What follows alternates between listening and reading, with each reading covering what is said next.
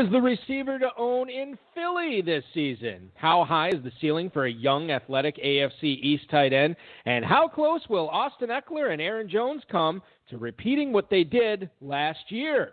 Plus, three-time FFPC main event and Football Guys Players Championship League winner Frank LaPrade will join us to talk about why he loves Jonathan Taylor, what last-round pick has been a must for him this season, and much more. We've got a great show for you. Dave Gerzak is here. I'm Eric Balkman. Stick around. Your high-stakes fantasy football hour starts now. Let's begin now. New cologne on. Broadcast live and heard around the world. You are now listening to the most entertaining hour of radio on the planet.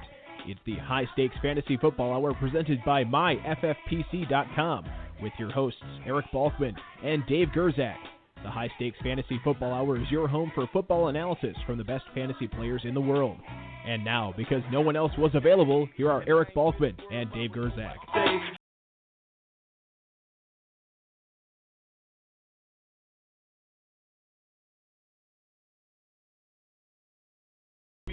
Hey, thanks so much, Rob. Greetings and salutations, all of you Balkaholics and Gerzak addicts. Welcome to the latest episode of the High Stakes Fantasy Football Hour presented by MyFFPC.com. I am, as always, your slightly above average host, Eric Balkman. My co-host is indeed the patron saint of fantasy football, the Dizzle, Dave Gerzak. Coming up on tonight's show, we'll try to pin down who the Austin Ekeler handcuff is, who you should be picking between DJ Chark and Tyler Lockett, and three-time high-stakes fantasy football league winner and 2020 Pros vs. Joe's drafter, Frank LaPrade, will join us to discuss his unique approach to his latest FPC draft, and of course, as always, a lot more. Shout out to the chat room right now. Feel free to post any questions you all might have in there if you want to connect with us on Twitter. The show is at HSFF Hour. I am at Eric Balkman. Dave is at David Gerzak. Frank is at Frank LaPrade. That is Frank LaPrade. You can post on our Facebook page, facebook.com/HSFF Hour. And if you want to give us a call, please do so. 347-426-3682. That's 347-GAME-OVER. You can also email the show at the inbox at highstakesfantasyfootball@gmail.com. If you have any questions for us, now is the time to send them. We'll try to get to all the chat room questions, tweets and emails and fantasy feedback later on in the show. I know last week we ran a little bit long with the Pros vs. Joe's announcement. We did not get a chance to get to any emails. I promise you we will get to some emails this week on the show. I want to remind everybody that live events are a go in Las Vegas at Planet Hollywood. If you have not booked your flight or got your discounted room at Planet Hollywood, make sure you're taking advantage of that. Check out the FFPC blog as well as the FFPC newsletter for the link and the prices in which you can do that. You can save $400 on additional teams right now if you're already signed up. That's $400 off each additional team that you get. And, of course, the early draft slot deadline is coming up on July 27th. If you want to have your draft slot and know where you're picking in the FFPC main event this season, make sure you are all paid up by July 27th. And on August 2nd, you will know whether you have the first spot, the third spot, the 7th, the 12th, or any other ones. That's coming up on August 2nd. Make sure you're paid off by July 27th. Main event slow drafts are going on right now. In case you don't want to wait, you can jump in one of those. The 2020 Football Guys Players Championship, $500,000 grand prize, $3.1 million prize pool. We have drafts going on each and every day for that, including the midnight draft tonight. Make sure you're hopping in there so I can watch you luminaries draft tonight. Go for $500,000. Best ball slim leagues, other best balls available, and, of course, dynasty startups going off this weekend as well. It's a great time to be a dynasty owner. Dynasty startups are people just assume, it's Football Guys time. It's main event time. Yeah, it is, but there's also a lot of dynasty startups. We have a ton of action going on in there. You won't have to wait long to jump in one of those, wait for those to fill, I promise you. Dave, how are we doing this evening? July 17th. Happy birthday to my father today, by the way, before I forget. Oh, that's great. Is he listening as always? What's funny is he listened to my afternoon show, and I didn't tell the guys there to do a big hullabaloo, but they did. And I know he appreciated that, but he is probably not listening to tonight's show. He was born on the exact same day as Lucy Arnaz. No. Yeah. How weird is that, huh? Well, considering there's 365 days in the year and probably about 10,000 celebrities, it's really not that weird. Well, it's not 10. Well, there's a lot of celebrities. But not they don't share the same birthday, same birth date, same year, everything. I'm sure that every person has some famous person who has the same birthday. I don't. I'm the most famous person born on November 24th. November 24th, 1979. See who else was born on that day. Well, on 1970, or just November 24th. No, and I mean, everybody shares their birthday with celebrity. I'm talking about Lucy Arnaz and my dad were born on the exact same day, same year, same everything. Now I get it. That's unique. William F. Buckley, Jr., I think, was born. I think he and I share a birthday, as well as Zachary Taylor, former U.S. president. Of course, my favorite president of all time, Zachary Taylor. All right. Well, I don't know. That'll take a while to find. Yeah, don't worry about it. We have plenty of fantasy football stuff to talk about tonight. And I want to thank Football Guys, Roto World, and Rob for tonight's rundown. Buccaneers running back Ronald Jones. Let's talk about him. He says he's added 6 to 8 pounds of muscle this offseason, according to Greg Allman on Twitter. Last season, if you remember, Ronald Jones weighed at 218. He is up to 225 pounds behind, quote, strenuous resistance training up Neil's Thrill Hill. This is a 110-yard climb with a steep grade that's located in the desert in Arizona. He also said he's been catching the ball 300 times a day on the jugs machine, working out with high school quarterbacks and college quarterbacks as well in the offseason.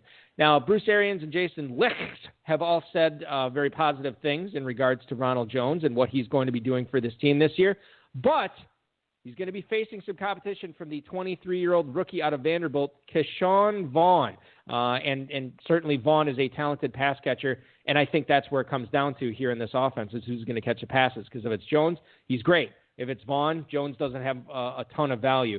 And don't forget about the lingering Devontae Freeman factor here as well, who could be signed at some point by the Bucs. Dave, right now, it's Ronald Jones, it's Keyshawn Vaughn.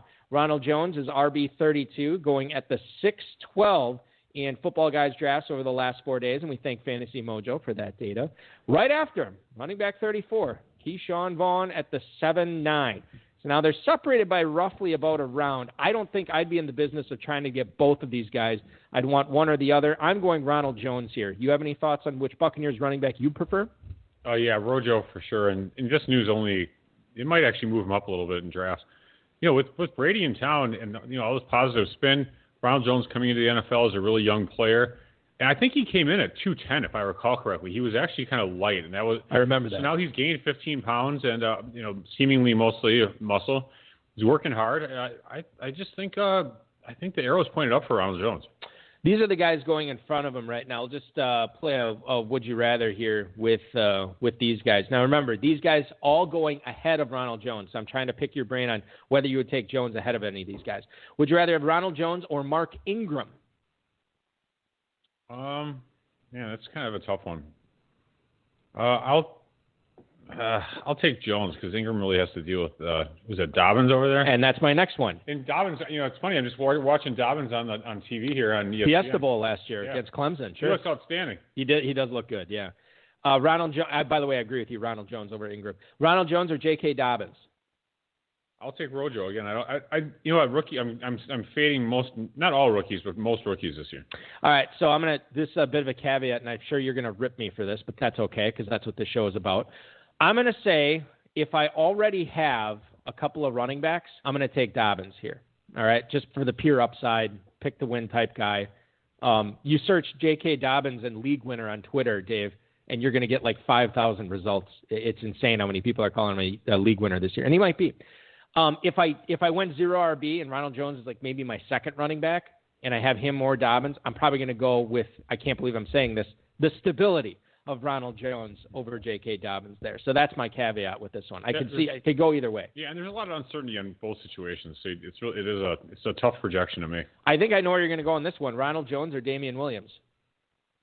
Damian Williams. I'm going to go Jones. I would. Where's Damian Williams getting drafted? Running back 29, 604. He's basically 8 picks ahead of Ronald Jones. Yeah. All right. He has to contend with Edwards-Helaire, of course. Right. He was a late first-round pick. Ronald Jones or Raheem Mostert, who technically, as of right now, is indeed the starter in San Francisco. He goes at the 602, Dave. Yeah. A week ago I would have said Mostert, no problem. Now he's holding out. He says he wants to trade. I don't believe he's going to hold out. I think I'm going to take Mostert. I'm going to stick with Mostert. I would too. And then the last one, Ronald Jones or Devin Singletary, who has Zach Moss to contend with. Okay, still Singletary. Sure. All right. I would agree with you on that at that point. That is where we stand on Ronald Jones on Muscle Watch 2020. All right, moving on. Philly Voices, Jimmy Kempski says that Alshon Jeffrey, is almost certain to start on the PUP list this season. No timetable for return, according to head coach Doug Peterson, so it does not sound like he has any chance of being on the field when training camp comes around at the end of July. Now, the question here is he going to have enough time to get back onto the field by the start of the regular season? If he's on the PUP list to start the year, he's out the first 6 games, and then Jalen Reagor is going to be established. Deshaun Jackson will have a chance to reestablish what he was doing in his non-injury years. Jeffrey, I mean, as far as drafts go right now, Dave, he's basically free, but he's 30 years old. He's had a lot of injury risk here. Alshon Jeffrey right now, do you have any interest in adding him at all at the 1805 as wide receiver 76? Super late, right? Yeah, it is. I will tell you this right now while you're thinking about that. I had the opportunity to draft Alshon Jeffrey in the 19th round of a 20-round redraft league, and I picked him there as my wide receiver 7, and I felt okay about it because I already had 6 guys in front of him, and to me there's almost no downside wasting a 19th round pick on a guy who again, he's still, I know it's 30, but it's only 30. Well, in a managed league, I don't think I would draft him because at that point, now you're actually clogging your roster with a guy who's not going to do anything for 6 weeks, possibly if he's on the PUP list. Yeah, he's not recovered. I mean, he is almost undraftable to me. I'd look a lot of different directions. I mean, for example, like guys who go that late, Miles Boykin, I don't really love him necessarily, but low volume passing attack. He's a second-year guy. He's out of Notre Dame, and he's tall, pretty fast.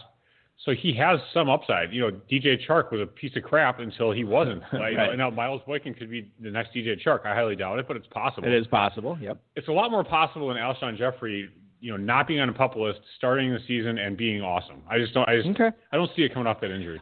He goes right next to John Ross, a guy who's also been injured quite a bit. If you were picking between those guys, are you just skipping both of them? I'm taking a kicker. Okay. Here's a guy that's going after him that I kind of like, and had I had the opportunity to do this now, I might take him. Tyra Williams. Actually, I took him in the Scott Fish Bowl this year. Yeah, for sure, Tyra Williams. Tyra Williams, I'd take over him. Is Renfro going ahead of those guys? Well, okay, here's one. Corey Davis is going after Alshon Jeffrey. I would take Corey Davis. Okay. Yeah, I mean, as a super late breakout character. Mohamed Sanu. Yep. Josh Reynolds. Yep. Devin Duvernay. It's getting dicier, but yeah. No, I'd take Duvernay over. Yeah. Or Is Duvernay. that how you pronounce it? Duvernay. Duvernay? No, it's not. It's like the Frenchman? They like French receiver for Devin Duvernay. But the passing to Duvernay from Le Mans Jackson. Devin Funchess. Oh, man, I guess. You guess you'd take him over Jeffrey? Yeah, I would. I mean, he does have Rodgers throwing. I mean, there's no guarantee he's the guy, but. Last one, Brian Edwards, Raiders rookie. I think there's some things to look at with Brian Edwards. He is a rookie, but they like him a lot. And Brian Edwards or Tyrell Williams, one of them will probably have an impact. It's probably Williams. But there's a chance that I think it's Williams, but you're right. I mean, there's been a little bit of people banning about the talk about him. I think Williams was hurt a lot last year, if I recall correctly. He was in and out of the lineup, and he performed well early in the season, and then he was just hurt. I guess my issue with Tyra Williams, and this is really my only issue with them, why did they go out and get all these other pass catchers if they thought strongly of Tyra Williams? But that may not make a difference. I mean, he is the non-rookie. He is going to be the guy who's already established a rapport with Derek Carr. Well, I guess that's not necessarily true, but certainly he has the experience. Okay, so if you don't like Alshon Jeffrey, Dave, who would you rather have for Philly receivers? Is it Jalen Reagor at the 11:10, or is it Deshaun Jackson at the 13:08? I'd take D-Jax. Me too. Not close.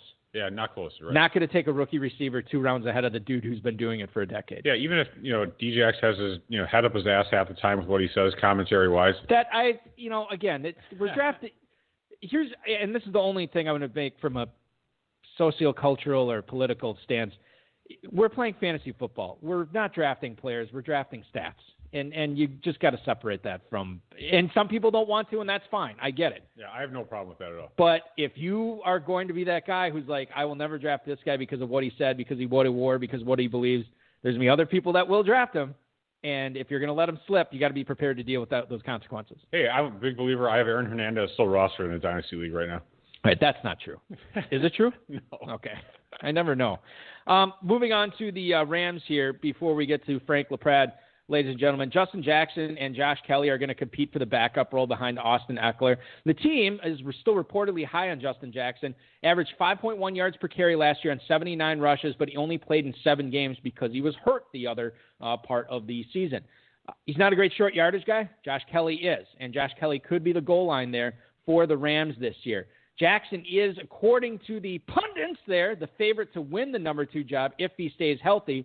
But, Dave, if he gets hurt at all, Josh Kelly could get that backup job and never look back, and certainly that would be a valuable spot given how much that the Chargers are probably going to want to run the ball with Tyrod Taylor this year rather than what they did with Phillip Rivers last year. In football, guys, Jess, over the last 4 days, as far as the ADP on these guys go, Joshua Kelly, the rookie, is going at the 1306, Dave. Justin Jackson is going at the 1308. Almost back-to-back. Close. That is so close. So FFPC players are split on these guys clearly. Would you rather have, Kelly or Jackson? Let's say you have Eckler. Who would you rather have backing Eckler up? Well, first of all, are you even going to handcuff him? I might not, actually, because of it. You know, they're not – there's other players I'd probably take there. And then I honestly think it's close to a 50-50 coin flip. Well, 50. They're all coin flips that are 50-50, right? It's close to a coin flip on what ends up happening. I really don't. I don't know. I have no idea. Yeah, I don't have a good handle on this either, and we're not going to have much of a preseason to sort of guess this. I guess for me, given that the Chargers invested a 4th-round pick in Josh Kelly, and he's got the unknown box, the mystery box aspect to him, I'd probably just take a shot on him there. But you're right. I mean, I'm probably going to go a different direction there. You have Damian Harris going in that same round. God knows what's going on with Sony Michel. You could take a stab at him. There's some upside receivers there. The aforementioned Deshaun Jackson, Rashad Perriman, who could be the number 1 for the Jets. Curtis Samuel, who's got some post-height sleeper shine to him as well. Brandon Ayuk, who could start the season as the number 1 receiver for San Francisco. There, yeah. So I think there's a lot of interesting players there, and I would probably just avoid it. And I don't think you need to necessarily grab a handcuff if you own Eckler. If you want to grab one of those guys. I would be interested in either one of them if they fell a couple of rounds, though. So, what did you say, 13th, mid-13th. So it's like the 1508 or 15, you know, and this happens all the time, where one of them will fall. I might take a stab at one of them just as a flyer. I would agree with you, and it would certainly depend upon what my roster construction looked like there, but you could do a lot worse than either one of those guys in the 15th round. All right, ladies and gentlemen, let's get into tonight's guest. After playing in a couple of home leagues for a few years, he decided to wade into high-stakes fantasy football in 2017. He found the FFPC, entered a few teams, and he learned the hard way, but the FFPC format tripped all the dopamine circuits in his brain, and he was able to win 2 main event leagues as well as a Football Guys Players Championship League along the way. Today, this season, he may have a serious waiver wire management problem in the making, but not for the 2020 Pros vs. Joe's Challenge, in which he will be participating. He's participating in our show tonight. Please welcome in Frank LaPrade. Frank, welcome into the show, man. Hey, thanks, guys. Thanks for having me. I really appreciate it. Excited to have you on tonight. I know this may quickly turn into the Jonathan Taylor show, which we're okay with. You know, Dave and I are. Dave's not a huge Badgers fan, but I'm a Badgers fan. We live here in Wisconsin. I traded up for Taylor in a couple dynasties. Oh, you did? Okay, yeah, so I own him in 2 spots. So this is going to be the total Jonathan Taylor love fest. Oh yeah, I'm all over it. Yeah, talk him up, buddy. Yeah, all right. So we're definitely going to get into that, Frank. Frank, before we get into fantasy football, can you tell us how you're spending your days at work? Well, I'm spending my days at work mainly at work from home, but I work for a large financial company, and it's great people, good work, everybody's doing well, and so that's how I'm spending my time when I'm not drafting. And plenty of time. Yeah, I was just going to say it leaves you for plenty of time for drafting, no question. He does all the afternoon drafts when he's supposedly working on spreadsheets and talking to clients. Exactly. Yeah, I got that. No problem.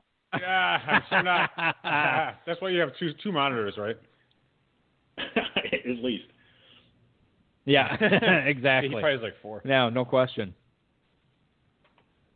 Go ahead. Is it my turn yes, now? I know. I know. I should have lobbed it to you better than that. Balky usually tells me, hey Dave, you got a dumb question to ask here. here. Balky, my first time on your podcast, a lot of dead air. I got nervous there, but thanks. Well, no, that's not your fault. That's totally our fault. Well, hey, Bryce will pull that out. Yeah, he will. We'll edit this.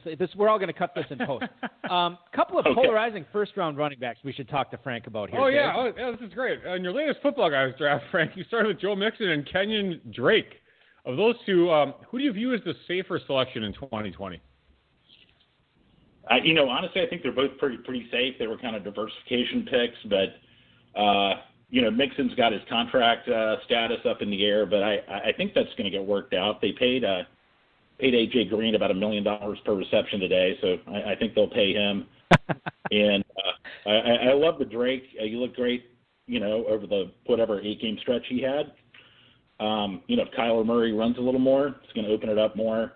I think the only risk for him is, Chase Edmonds and Benjamin, who I've taken a fair amount, are pretty similar backs, right? They're, one guy's 6'1", 210, the others are 5'9", 210. They do the same thing.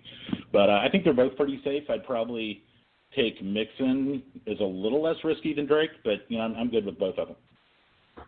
Hey, just as long as we're talking about AJ Green, it sounds like you're obviously soured on him this season. Are you a big Tyler Boyd guy this year? Do you have a lot of shares of Boyd? I have some. I am. I think he's going to take a big step forward. And look, I'm a big fan of AJ Green when he's healthy. Everybody is. He's incredible. I got a little burned with AJ Green last year, so maybe there's some recency bias going on there. So it's not really about the player. If he's fully healthy, he's going to pay off. But I kind of thought they would go. They have a really young, good, talented receiving core. I didn't quite understand the move, but, I don't work for the Bengals, so we'll see what happens. Yeah, we will indeed. That's going to be a fun offense to watch. An offense, if you can get it right, you'll be sitting pretty, certainly. And I've drafted Boyd a bunch too this year. I really like him. And Dave has pointed this out on the show too. When AJ Green's been healthy, that's when Boyd's been at his best. So certainly we're all rooting for health for AJ Green because it's going to mean good things for everyone involved. Shifting the focus to the tight end here, Frank, you picked Chris Herndon at the 1202 in this Football Guys League. You already had Hunter Henry, so Herndon's your backup. We talked about Herndon, I think, last week or 2 weeks ago, and he was the guy that he let a lot of people down last year because he missed basically the whole season, but he got talked up a lot in the preseason. How likely is it, or unlikely is it, that Herndon has a top 15 tight end season this year? I think it's pretty likely. I think, actually that pick that I feel worst about really is Hunter Henry. He's a great player, but, I've really faded Chargers all year. I have very few shares. Again, this is a bit of a diversification draft. Herndon is about the ceiling. So I didn't really focus on it. Can he be a top 15 draft pick? He looked great his rookie season. He was AWOL last year. He and Mark Andrews came in at about the same time and kind of put up similar numbers, and you don't see rookie tight ends do much. And so that's a bit of a bet on the upside. I'm actually pretty happy with it. I think it's a good place to take him. We'll see what Sam Darnold Dave, are you on? The connect remains.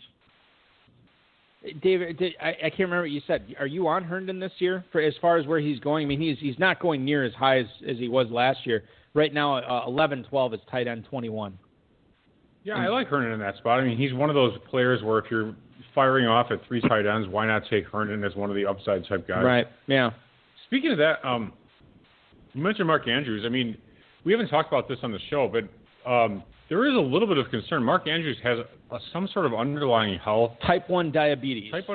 So, and there is it's a non-zero chance he opts out. He has already said he was actually. This is interesting. He was on a Zoom call.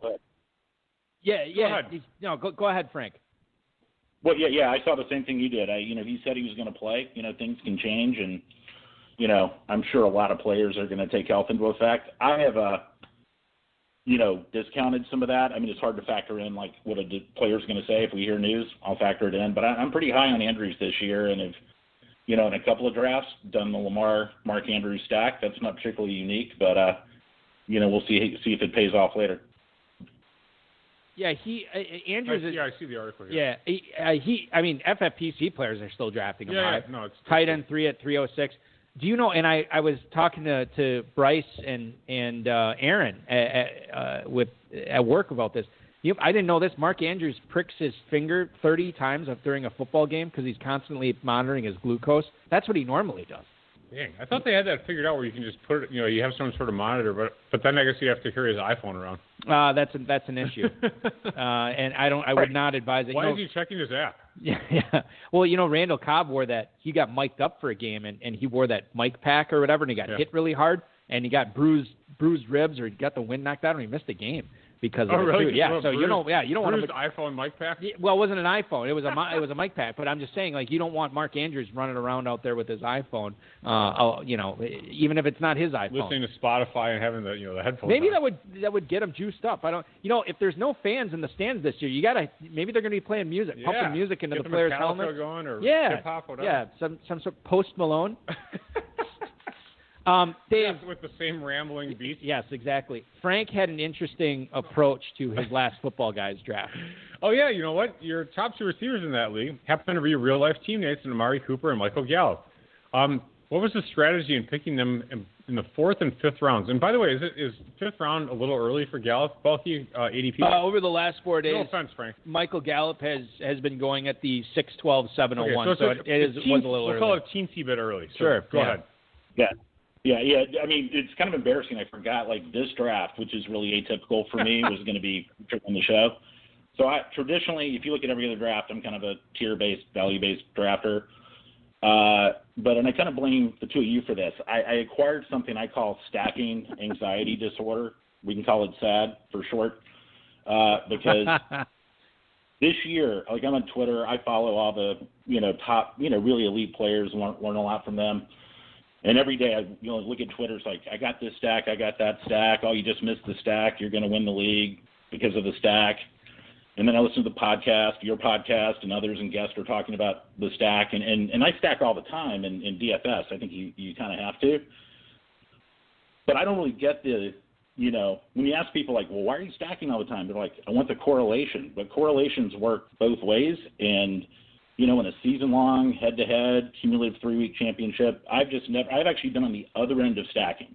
But last Sunday, about 3 p.m., had a coffee, was in my truck, listening to a podcast, and I realized I have 0 stacks. I'm completely stackless this season, and drove home, jumped in a 4 p.m. draft, and I was at the tail end of a draft, so every pick's getting forced up around. But I walked into that draft with kind of the mindset I'm going to create a Dallas stack, really like the offense.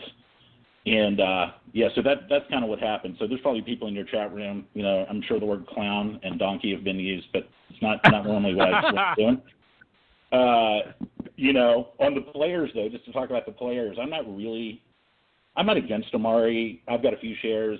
I think Amari probably pays off like a top 12 ADP kind of a thing. My worry about Amari is always he just goes missing sometimes. It's like a capital incinerator. You've got a league and you think maybe he's hurt. You check your score. I'm actually really high on Gallup. So while I jumped up to take him and Dak and Pollard because of my crazy affliction I've acquired, I think Gallup could take a really big step forward, even with CeeDee Lamb there. There's a lot of vacant targets. And just so you know, we're talking about my one and only stack, but I got a stack, so yay! I guess I'm. Did you get Dak Prescott as well, as you said? Yeah, and Tony Pollard. Just when you're on the turn, they're all around. Or I think Tony Pollard. I can't remember the draft, but it was one of those kind of horrifying moments, like you decided to do something, then you do it, and then you just kind of move on with life. And I've probably contributed $350 to someone. Well, he actually seems like a good value for Cooper, though, right? Yeah, Cooper is cheap and Gallup was pricey. That's fine. I would say that's probably accurate. I'm just Cooper's checking. Probably going late third, early fourth. He is. Yeah. Oops, that's Cooper Kupp. Mari Cooper, 312, 401. Right, dude, I don't even need to check this ADP. I know it off the top of my head. Yeah. First of all, I don't think that I don't think you should be penalizing yourself too badly for something like this. I think I talked about this like a month or so ago on the show. 2 drafts I've done this year. I did a Ram stack with Goff, Woods, and Kupp, and which I think pales in comparison to what you did. Yeah, You're supposed to do good teams. Terrible, yeah, I know. And then the other one I did was Ryan Ridley and Julio Jones, and that one I like a little bit better. But I mean, if Dallas is crushing it, And Prescott, is able to do for a full season what he did for most of the season last year. I mean, and these guys are big. I don't know what their schedule's like, week 14 through 16. I should check that out. But, I mean, that could end up paying off big time. I want to ask you, Frank, regarding your Gallup love, a lot of people are pumping up CeeDee Lamb lately. Why are you high on Gallup this year as a guy you want to go after and want to roster? Yeah, I like CeeDee Lamb as well. When you have a rookie coming in, I mean, he's highly touted. They jumped up to get him. So I could see him doing well too. I just think Gallup showed last year with his production and that he could take a step forward. And to your point, when I look at this offense, if things go well, it's a high-octane offense. So, you want a piece of it. I think Gallup is, for the ADP, that's usually going, around, the 6th, maybe 7th round. I think you could pay that off pretty handsomely. So I'm a fan. So I have a question for both of you guys, and actually this just came to me. I would take any one of the three. I've taken CeeDee Lamb some as well. Okay. All right. Right on. All right. This just came to me as you're talking about stacking. So I'm going to call this the can I swear ball here or should I not? Just don't, please. All right, we'll call this the poor man stack instead of the shit. Or, no, I did say that. I don't know why you asked me. Blank bag stack. I'm sorry. I was supposed to not say the first word and the other word came Moving on. All right. So let's say you do a Rodgers, Lazard, Funchess, Sternberger stack. Interesting. That's cheap. They're all cheap. Rodgers is cheap. I took Rodgers and Sternberger in the Scott. So you don't have to get Adams, but you get these guys all super cheap in a best ball format. Yep. What do you think of that, or do you think that's garbage, Frank? I've got a kind of a problem with the Packers offense. I don't think it's garbage. I think probably if I did another stack, it would be go find some offense that you think could outperform Jacksonville. If you think they're going to be playing from behind, we're going to enter the Gardner Minshew era and, start with DJ Chark, then you're not investing so much in the stack. To pull off, I'm sure that some of the best players that got in early pulled off the KC stack. Pulling off the Dallas stack is just really expensive. So, I don't oppose people that want to, create a little bit of a stack, towards the tail end of the draft where you can, if you're an A.J. Brown, Ryan Tannehill, and then whoever else fan, I don't see any harm in that, and it may pay off. Fine with Rodgers and Sternberger. The Funchess and Lazard is where I draw the line, even if it was best ball. The volume might be a little low with that offense. Yeah, that's my issue. Coaching, right? Yeah. And we don't. I mean, I guess best ball, it's fine if you want to do it because whoever the number 2 receiver is, you're going to have on your roster. But it's the number 2 receiver could be the number 4 target on a low volume passing offense. And I think you'd be better off doing it if you're going to do it with a different team, like the Cowboys did.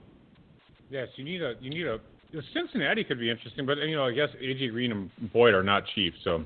Well, they're not super expensive either. The defense is not that great. Burrow's actually going to be probably pretty solid. He's going to throw a ton. Yeah. What about C.J. Uzomah? He's cheap for a tight end. What about Westbrook or Chenault, DJ Chark, Gardner Minshew? Yeah, that's fine. Yeah, Chark's. He's not that expensive for the number 1 wideout for sure. The other thing. Well, we could do this. Let's spend the whole show on. Yeah, let's do this. Let's do a stack. Hey, welcome to Stack Chat here on the High Stakes Fantasy Football Hour. Yeah, not tonight. We are talking with Frank LaPrade, who has had 2 main event titles and a Football Guys title under his belt, and we'll be drafting him Pros versus Joes. We didn't even talk about that. Are you pumped for Pros versus Joes, Frank? Yeah, I was kind of shocked. I mean, look, I'm what I would call an average at best fantasy player, a pretty avid player. So to get invited on the podcast, and then a few days later, got invited to Pros versus Joes, and man, when you look at that roster of Joes, who I'm more familiar with, although there's some people that are pretty active on the platform, like I think Nelson, maybe Evan Silva, Darren Armani are in the Pros side.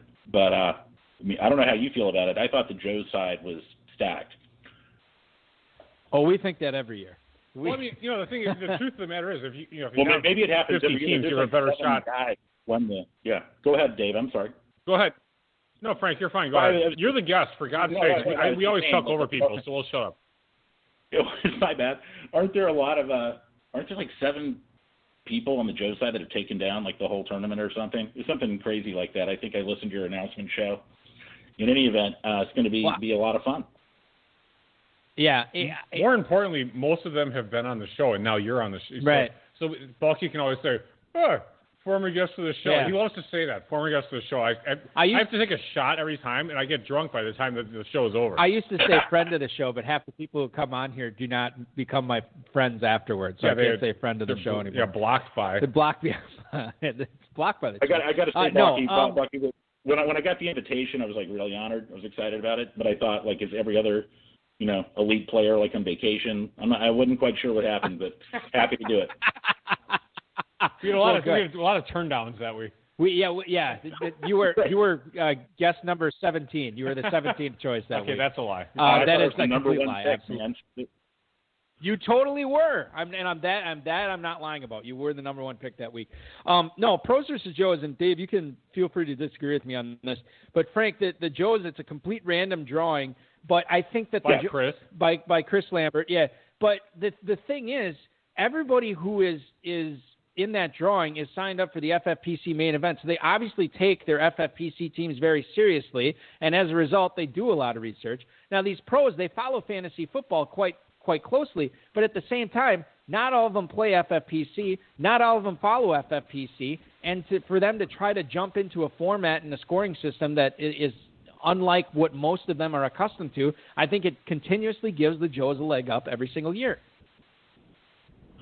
I totally agree. And I think people went through. What did they go 3-3 last year? But the format is so much fun. But with two flexes and tight end premium and all the things that go on. If you're not familiar with them, some of the Joes, I draft against them. They could probably draft a great team, in their sleep. The analysts are great, and I follow a lot of them. I just think if I was a great golfer and you put me in a tennis court or something, you just there's a mental mindset about where players fall and the optimization of that I expect is harder if you don't play it a lot. Yeah, and it's going to be for the first time ever, we're going to be shifting to the slim format for the best ball Pros versus Joes draft too. So maybe that'll even the playing field even more with some of the pros who, a lot of these guys play FFPC. How many of them play FFPC best ball slims? Maybe not so much. We'll find out who did their homework coming up here in about a week and a half, roughly. Slim format's like having training wheels, Really? You think so? Yeah, it's too easy. Well, we'll see what happens when the drafts, when we start covering those about, I think a week from Sunday is our first one. All right, so Frank, with all the football guys drafts that you've done so far this season, you think you're overweight? Are you concerned that you have too many shares of any one player? And then conversely, is there a player that you wish, and you can't say McCaffrey, a player that you wish you would have had more shares of thus far?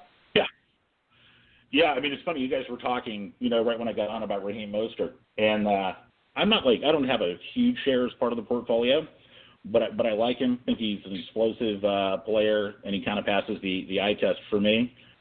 Dave, I'm a little more worried about the situation. Not that I think they can't sign Raheem Mostert, and it probably works out. But Shanahan can make any running back look good, and they don't have anything invested in him. And I just never, I'm a little more nervous now. So it's not that I'm going to fade Raheem Mostert. I'll probably hit the pause button a little bit and not be as aggressive on Raheem Mostert until things clear up a bit. We'll probably see Jeff Wilson. Who knows?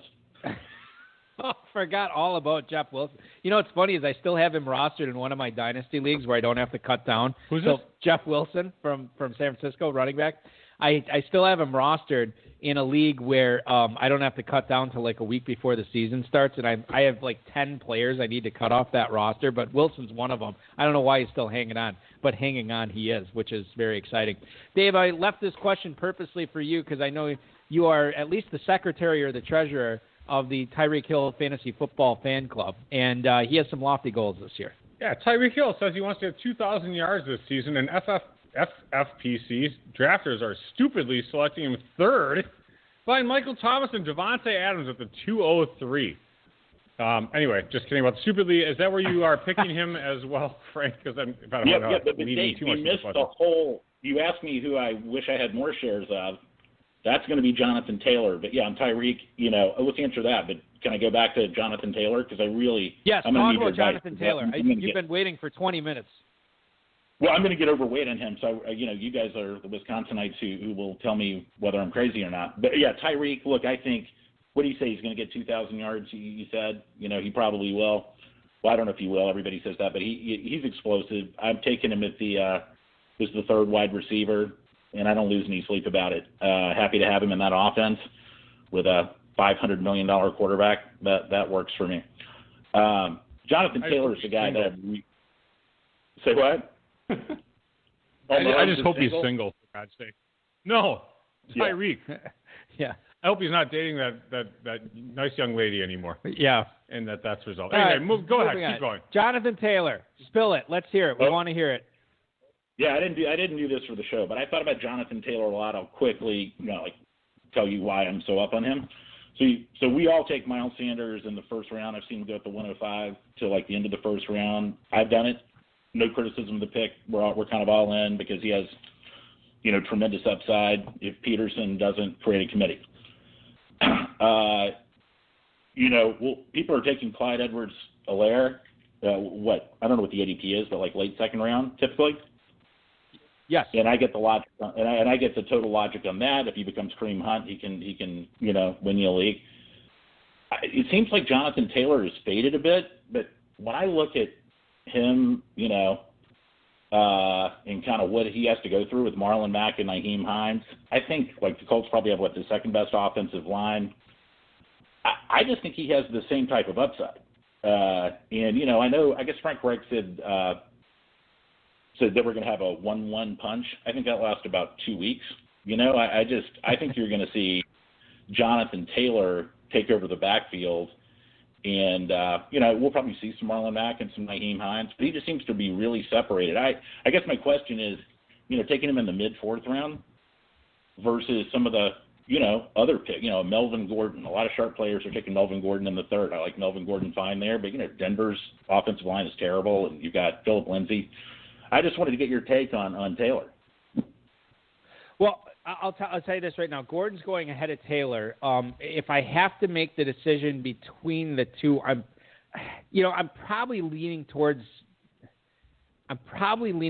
Gordon, but it is so close because Taylor, again, we don't know what he's capable of, and he's running behind a better offensive line than Melvin Gordon's going to be running behind in Denver.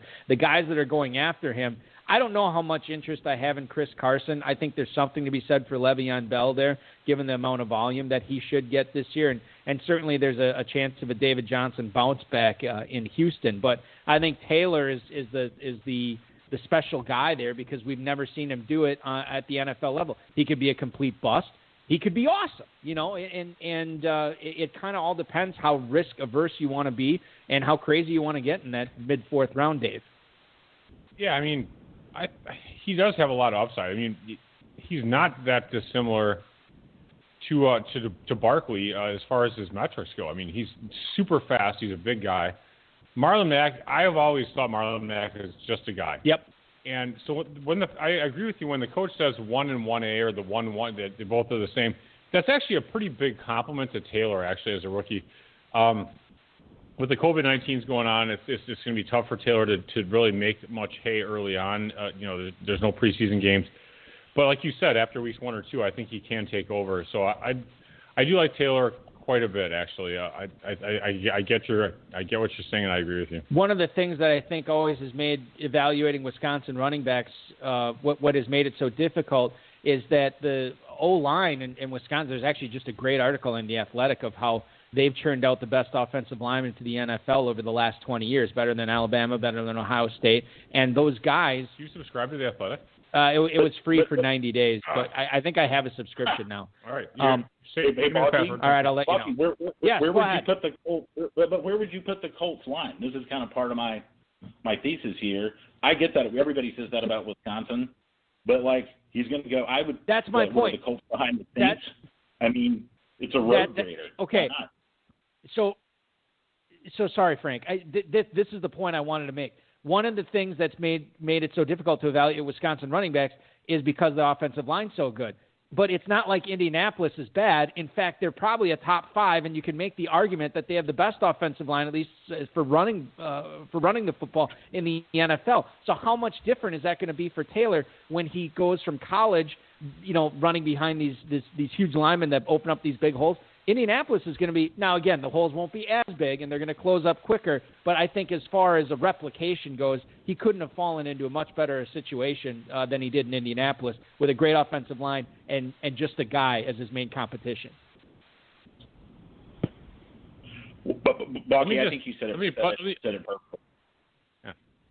Well, I'm just going to pipe in. I mean, there is a chance that the Badgers' offensive line has, people have argued that it's made running backs great. Like Corey Clement sucked in the pros because whatever, he just did. And I anticipated that when he looked at his numbers in the combine, they were terrible, right?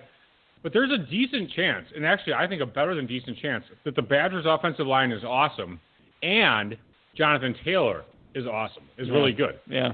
So I mean, the fact of the matter is, no matter if you have an awesome Colts offensive line and Taylor, they're both great. I mean, you really have magic possibly. I'm trying to think of the last Wisconsin running back first of all, there hasn't been a Wisconsin running back that tested as far as metrics go at the combine as good as Jonathan Taylor was. Who was the next closest? Dane. I was going to say Melvin Gordon. Oh yeah, and he was like a 4.55, but he was 214. Right. But I mean, look at the career he's had.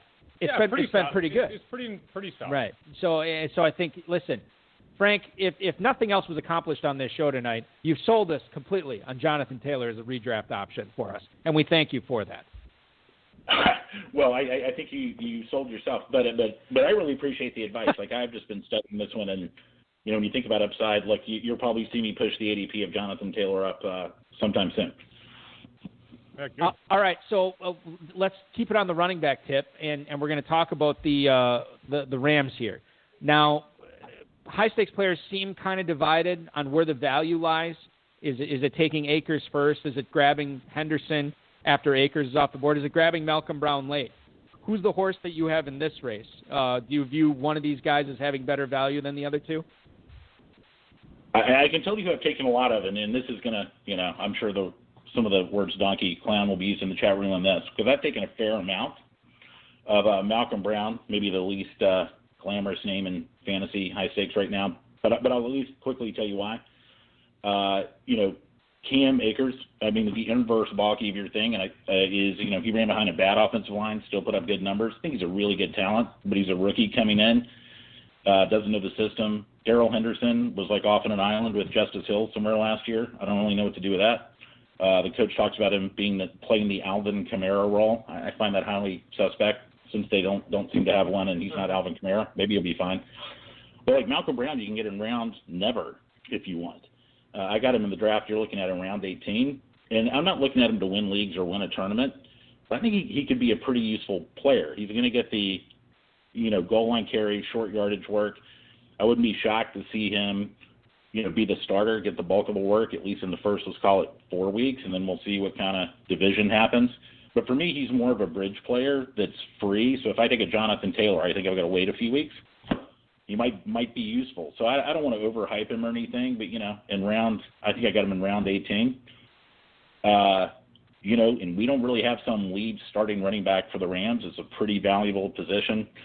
I'll take that. Absolutely. Yeah. I mean, what if Cam Akers has a rookie season like Ronald Jones had? Garbage, complete trash. It happens all the time. Yeah, it really does. I mean, one of these early rookie running backs is going to totally suck. One of them will. I'm not sure which one, but one of them will. I wonder who that's going to be. That's always a fun exercise every year to try to predict that. Akers has as good of a shot as any. I mean, he's competing against Darrell Henderson and Malcolm Brown, and he's already behind the 8 ball. He has had 0 NFL training camp experience, and he's not going to have much. I'll tell you this, and again, I've talked about this on the air. I'm a Florida State fan. I watched Cam Akers just get pummeled behind that offensive line. Anything that happens for him now and during the NFL season, it will feel like a Swedish massage. It is going to be absolutely delightful for him not to be. I mean, there's times last year he'd get the handoff and he'd be getting tackled right away.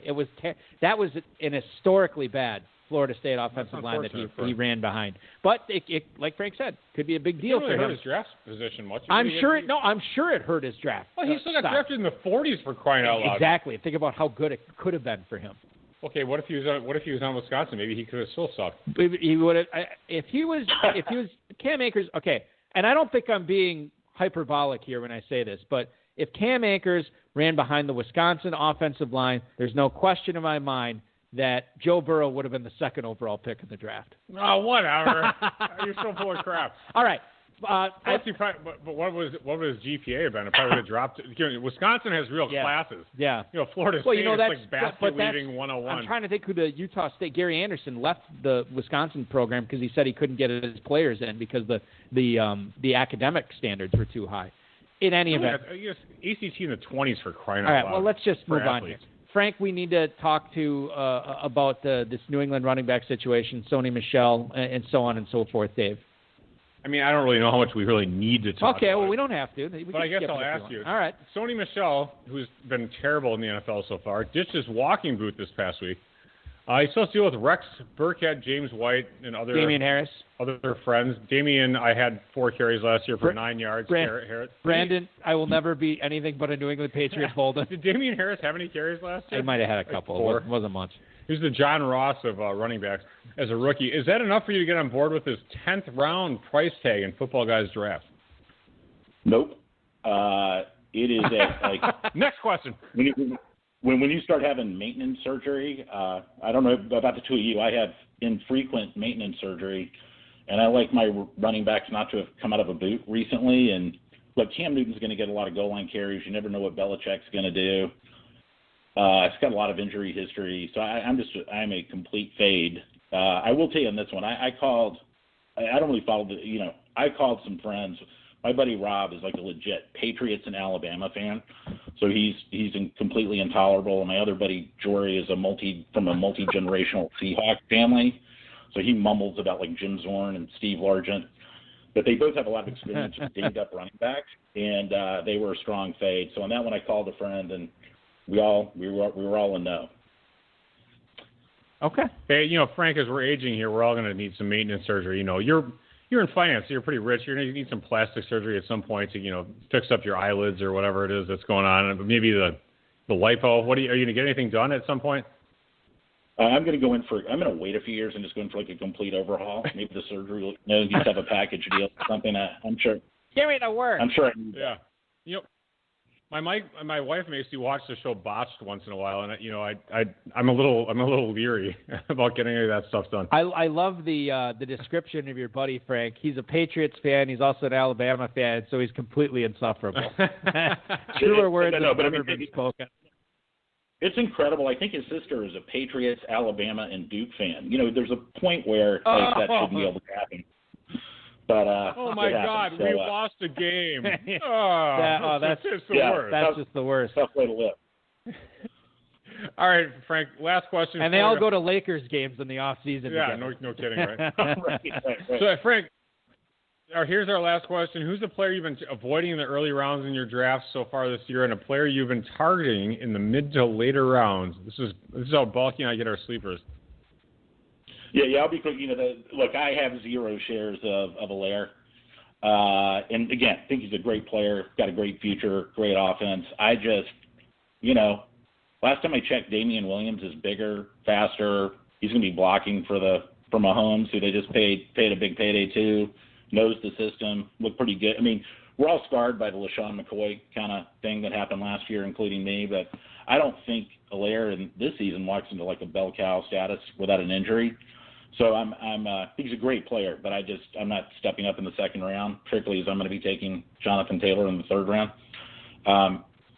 Other player I'm fading is Higbee. You probably got plenty of comments on that.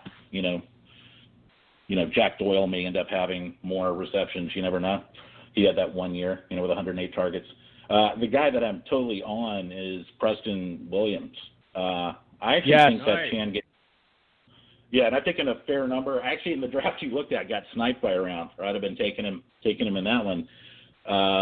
But everybody's drafting Parker's going to like the 6th round. With his 4.5 year breakout or whatever he had, and maybe that'll pay off. But if you look at Preston Williams as a rookie, he stepped on the field. He started. Guy's a beast. He's like 6'5", great body control. Go back and watch that first touchdown against the Ravens when he made a guy fall down and did the toe tap in the back of the end zone. And I think he was on pace with Parker until he got hurt, and then Parker kind of broke out more. But I'll take it if he's healthy. He had an ACL, so I don't know how healthy he is, but if he is, I think we're going to see a lot of good things out of Preston Williams. People fade him also because he was undrafted, but that wasn't really about on-field, or athletic capability. So I'll take him in the 10th, 11th, 12th, whenever. I'll jump up and get him. Wide receiver 54 at the 1208. That just screams value right there to me, and I would take him 10 times out of 10 over Devontae Parker, where you have to take Devontae Parker 6.5 rounds earlier. No thank you to Devontae.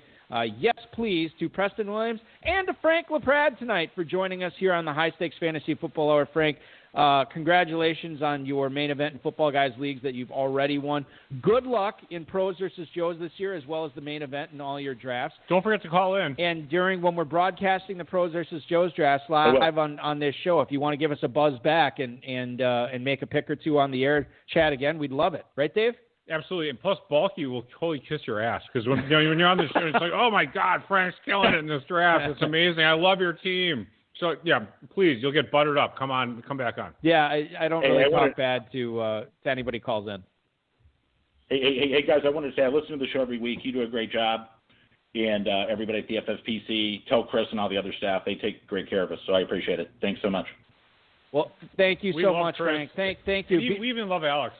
Yes, absolutely we do, and Mike and everybody. Mike. I hate Mike. By the way, Mike has been taking over so many of the customer service stuff. Really? That I mean, no offense, I love customers. Right. But I hate to actually answer emails from customers. Right. If I can avoid it. If Mike can do it, hey, it's great. And Mike is so much nicer than you. No offense. He is. None taken, and he's better at it.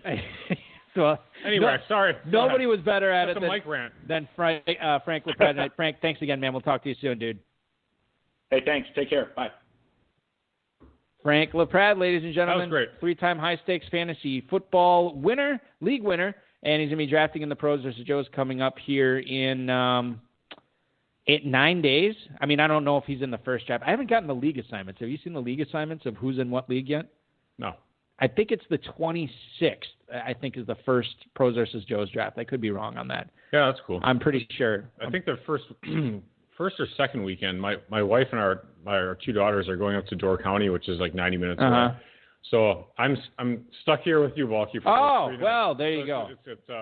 They take it as a way to get away from me, and I take it as a way to stay here. I honestly wonder if we're going to get full drafts in when we do it this year because... Oh, the minute clock? The minute clock and then the slim format too. So we might get a full. I wonder if we'll even go full 2 hours. Wow, we'll have to actually just talk about stuff. Well, listen, Hey, what do you think of any podcast with me? You're in no danger of worrying about somebody not saying enough words. Yeah, we're good. So we'll be fine on that. That's going to be fun. All right, I said I promised we'd do at least some emails tonight. We're going to do one. First one and only email that we're going to get to tonight is from Daryl in Houston, Dave. Hey, guys, which tight end are you rolling with if you wait on the position in Football Guys drafts? Noah Fant or Austin Hooper? Hooper! Chief drives the boat, Hooper. Hooper drives the boat, Chief. I'm screwing up the Jaws lines now. Nice. Okay, so between Hooper and Noah Fant, Dave, I'm assuming they're going – I didn't check this. I should have. I'm assuming they're going right around the same spot. Same neighborhood. Noah Fant, 903 at tight end 15. Austin Hooper, tight end 12 at 806. Okay. So Hooper's going about a half round ahead of Noah Fant. Do you have a preference between the two? Yeah, Fant had some moments as a rookie, but I mean, I know Hooper's changing teams, but I really have to go Hooper here. I just feel like Fant, there's so much more downside than Hooper. I mean, he's a former Pro Bowl tight end, new team, pretty solid offense. Baker Mayfield's good. I gotta go Hooper. I will go Noah Fant if you would like to put 5 on this. All right, I'll take it. I have Noah Fant, most fantasy points over Austin Hooper this season. All right, I'll take Austin Hooper. I get my rationale. Where's yours? All right, so Noah Fant here, I believe took some pretty big leaps at the end of last season. You saw him starting to break out, and I think, you could make the mouths to feed argument here with everything Denver added in the draft. These guys are all rookies. Drew Lock looked for Noah Fant last year. I think he's going to continue to look for Noah Fant this year. Austin Hooper, you and I are in agreement, not a special player. And while he did put up some pretty good numbers in Atlanta last year with Julio Jones and Calvin Ridley, the Browns have already said that David Njoku is a big part of what they want to do. They drafted the kid in the 3rd round, the rookie. His name's escaping me now, the other tight end. And that's not to mention Beckham, Chubb, Kareem Hunt, and Landry. So to me, I think that Hooper outperformed what his talent level was last year, and Fant underperformed. I think they are going to flip-flop this year, where Fant has the breakout and Hooper lets people down. You know what? Could be wrong. That's what makes it fun. I appreciate the analysis. And I appreciate everybody tuning in for the show tonight. Once again, happy birthday to my Padre, 69 years young. And it's so weird that I'm going to have a 70-year-old dad next year. Happy birthday, number 69. Yeah, hilarious. Yeah.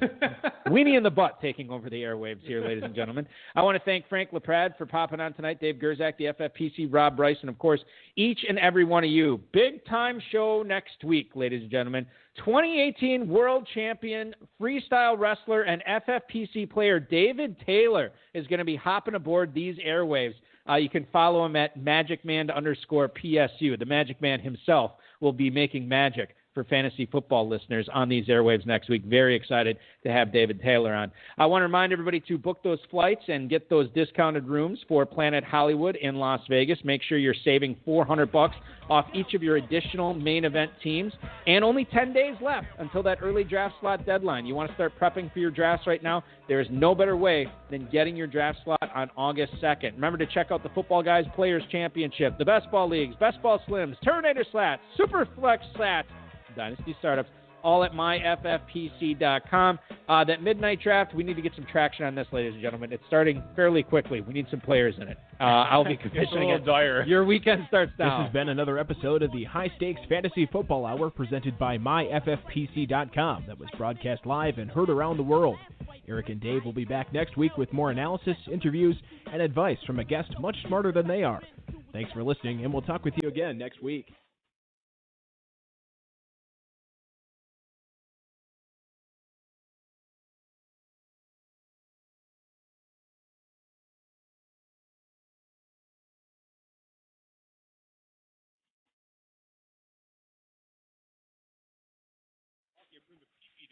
Let's go with it. Oh, you have to go? Well, listen, I don't want to. If you have to use the facilities, one of your best team names in Kentucky ever, PP Dance, was great. Yeah. Okay. Well, I'm going to let you go. Thank you. Is there anything else? No, that's it. All right. Go. PP. All right. Hurry up. Thanks for listening, everybody.